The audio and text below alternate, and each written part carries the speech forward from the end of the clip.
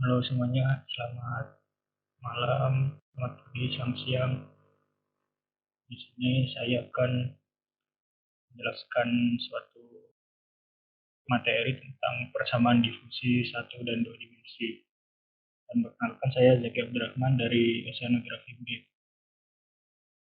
Pertama dari definisi dulu, difusi adalah suatu peristiwa bergeraknya satu partikel dari konsentrasi tinggi ke konsentrasi rendah.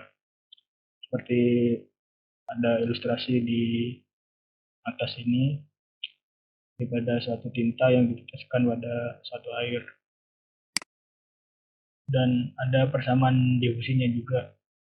Persamaan difusi ini intinya menggambarkan atau menghitung suatu peristiwa dari difusi tersebut secara matematis.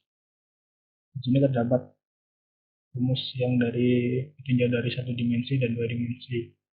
Rumusnya yaitu dou F per dou T sama dengan AD dikali dou kuadrat F per dou kuadrat X kuadrat.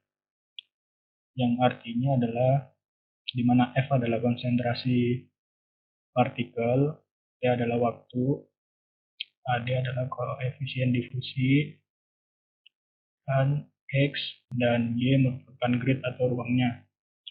Nah, rumus ini tuh berarti di mana suatu konsentrasi partikel yang berubah pada satuan waktu adalah sama dengan koefisien difusi yang dikali dengan perubahan konsentrasi partikel pada tiap satuan ruang. Nah, perbedaan antara satu dimensi dan dua dimensi ini cuma terletak pada peninjauannya saja. Seperti contoh pada kayak sumbu X pada satu dimensi hanya ditinjau dari sumbu X saja, tapi untuk dua dimensi ditinjau dari sumbu X dan sumbu Y.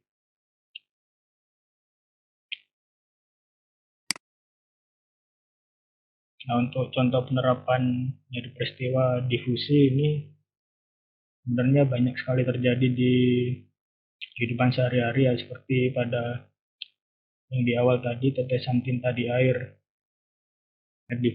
Difusi ini menerangkan persebaran suatu titik konsentrasi yang kemudian menyebar ke segala arah atau ke satu arah, di mana titik pusat dari konsentrasi tersebut tidak berubah tempat, seperti tetesan tinta di air itu. Yang kedua kayak ujung besi yang dibakar. Nah, ini contoh gampangnya kayak waktu air panas gitu, kita memasukkan sendok dan sendoknya ikut panas di bagian pegangannya. Kemudian ada asap dalam ruangan.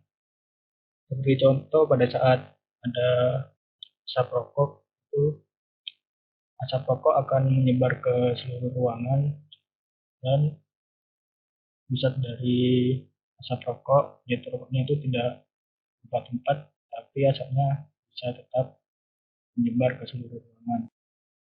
Yang terakhir ada seperti pembuangan limbah, yaitu seperti pada saat di suatu pipa pembuangan limbah di pabrik gitu, yang akan dibuang ke laut atau ke perairan. Sumber pembuangan sebuah pipa itu kan nggak berpindah, tapi konsentrasi dari polutannya itu tetap akan menyebar ke perairan yang lebih luas. Selanjutnya ada contoh hasil pemodelan.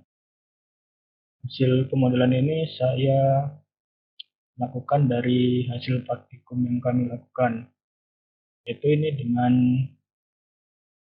metode difusi satu dimensi. Ini menunjukkan bahwa di sumbu Y adalah konsentrasi polutan dan sumbu X-nya adalah ruang atau grid.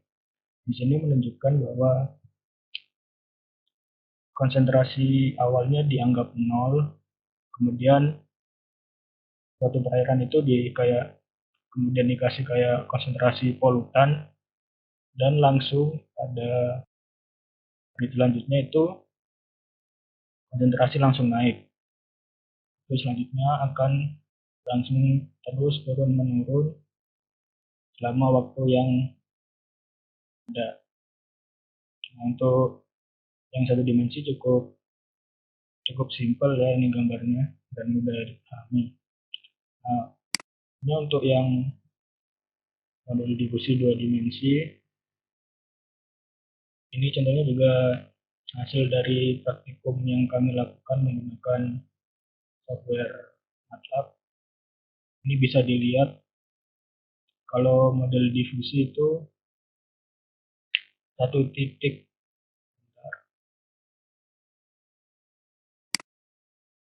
satu titik pusat dari polutannya itu tidak berubah, tapi konsentrasinya akan terus menyebar ke segala arah gitu. Dengan di sini dapat dilihat pusat konsentrasi polutannya akan terus menurun dengan seiring berjalannya waktu. Nah, di yang kasus ini nilai AD itu cuma 2, dan dapat diingat kembali tadi bahwa perubahan konsentrasi terhadap waktu itu dipengaruhi oleh AD atau koefisien difusinya. Dan yang di sebelah kanan ini dapat dilihat jika nilai AD-nya sama dengan 10. Dapat dilihat di sini kalau penyebarannya semakin cepat dibanding dengan nilai AD sama dengan 2. Nilai konsentrasi dengan AD sama dengan 10 akan lebih cepat menurun dan lebih cepat menyebar ke segala arah. Sehingga dapat disimpulkan jika koefisien difusi ini apabila koefisien difusinya semakin besar, penyebaran dengan prinsip difusi ini akan menyebabkan penyebaran suatu partikel tersebut semakin cepat dan semakin luas. Sekian dari saya. Apabila ada penjelasan yang kurang tepat atau jalan dari omongan, mohon maaf. Sekian, terima kasih.